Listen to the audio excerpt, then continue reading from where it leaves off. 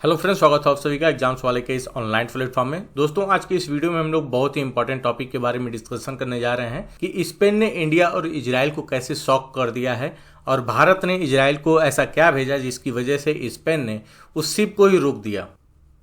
तो ये वो न्यूज़ है जो बहुत ज़्यादा चर्चा में है। स्पेन के द्वारा भारत का एक शिप रोक दिया गया है जो कि एक एक्सप्लोसिव लेके जा रहा था इंडिया से इजराइल तक। ये शिप जो है वो 27 टन ऑफ एक्सप्लोसिव ले जा रहा था। कहाँ से ले जा रहा था?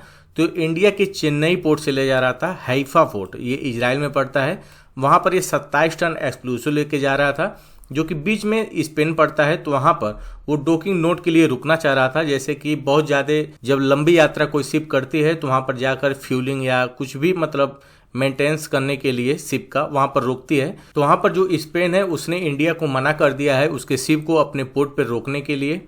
स्पेन के फॉरेन मिनिस्टर जोस मैनुअल एल्ब्रेस ने कहा है कि ऐसा हम लोगों ने इसलिए किया है क्योंकि यह पहली बार की कोई शिपमेंट है जो हथियार लेके इजराइल की तरफ जा रही है और वो स्पेनिश पोर्ट पर रुकना चाह रही है, इसलिए इसने परमिशन देने से मना कर दिया है। यहाँ पे आप लोग देख सकते हैं कि this was the first time the Spanish government denied authorisation to a ship with weapon to Israel. और वहाँ के फॉरेन मिनिस्टर ने यह भी कहा है कि जो मिडिल ईस्ट है वहाँ पर हथियार की जरूरत नहीं है, वहाँ पर शांति की जरूरत है। स्पेन हमेशा से ही फिलिस्तीन का सपोर्टर रहा है, उसने इजराइल का विरोध किया है, हथियार देने से भी उसने इजराइल को मना कर दिया है और फिलिस्तीन का हमेशा से इजराइल ने सपोर्ट किया है, जिसकी वजह से ऐसा कहा जा सकता है कि स्पेन कोई भी ऐसे शिपमेंट को अपने पोर्ट पर नहीं रुकने देगा जो इजराइल के लिए हथियार लेकर जा रहे हैं।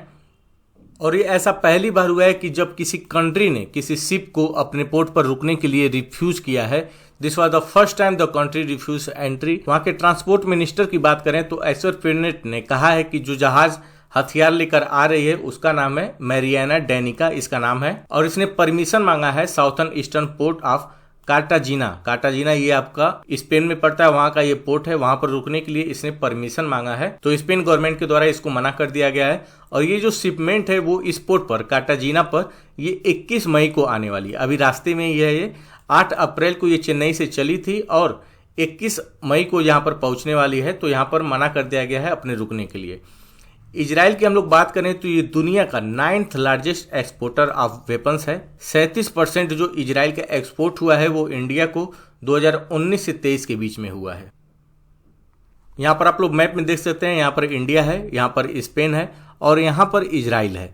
तो यहाँ पर इंडिया के द्वारा यहाँ से चेन्नई से ये शिपमेंट जा रहा है, यहाँ से पार करके ऐसे यहाँ पर स्पेन के द्वारा जा करके यहाँ से इजराइल चला जाएगा। तो आप लोग ये सोच रहे होंगे कि इतना लंबा रास्ता इस इंडिया के द्वारा क्यों तय किया जा रहा है, डायरेक्ट यहाँ से होकर के रेड सी होते हुए क्यों नहीं यहाँ पर इजराइल के लिए चला जा रहा है। इसके लिए जो सबसे बड़ा रीजन है वो है हौतीज। ये यहाँ पर रेड सी में सबसे बड़े खतरे के रूप में उभरे हैं। ये एक समुद्री लुटेरे हैं जो कि हाल ही में बहुत सारी जहाजों को हाईजैक कर चुके हैं। इंडिया की जहाज को भी इन्होंने हाईजैक किया था। तो इन्हीं सबके खतरों को लेकर के इंडिया ने एक लंबा रूट तय किया है और स्पेन से होकर के यहाँ पर ये इजराइल को अपना शिपमेंट पहुंचा देगा। तो यहाँ पर स्पेन के द्वारा इंडिया के जो शिपमेंट जा रहा है उसको यहाँ पर परमिशन नहीं दिया गया है अपने पोर्ट पर रुकने के लिए, जो 21 मई को यहाँ पर पहुंचने वाला है।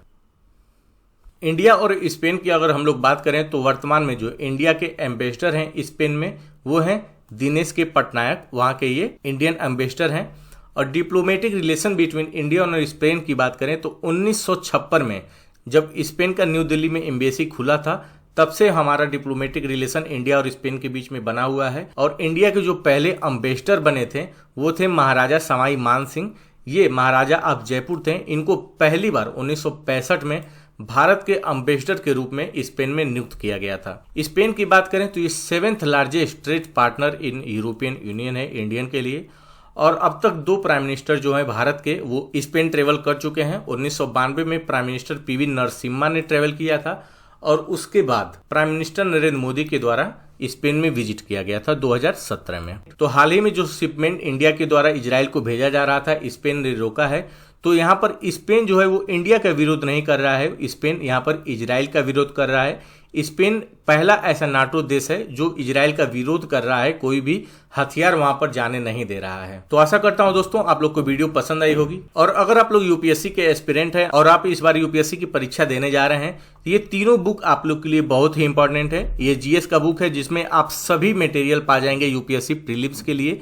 ये इंग्लिश मीडियम के लिए है और ये 2 किताब आपके मॉक टेस्ट के लिए है। इसमें 15 मॉक टेस्ट आपको GS1 का मिलेगा और 15 मॉक टेस्ट सीसेट का मिल जाएगा।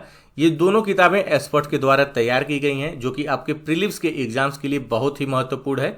तो इन किताब को आप लोग जरूर परचेज कीजिएगा। इसका लिंक आपको डिस्क्रिप्शन में मिल जाएगा। आशा करता हूं आप लोग को वीडियो पसंद आई होगी। अगर वीडियो आपको पसंद आई हो तो इसे लाइक जरूर करें, अपने दोस्तों के साथ इसे शेयर करें और चैनल पे नए हैं तो इसे सब्सक्राइब जरूर करें। मिलते हैं अगली वीडियो के साथ, तब तक के लिए नमस्कार।